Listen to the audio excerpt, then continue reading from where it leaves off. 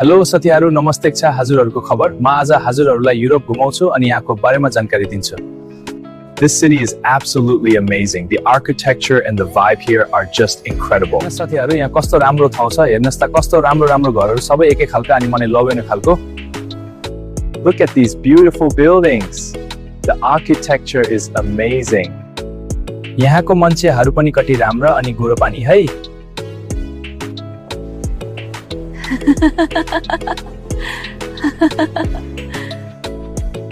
hello तपाईहरुको नाम के होला म जान्न सक्छु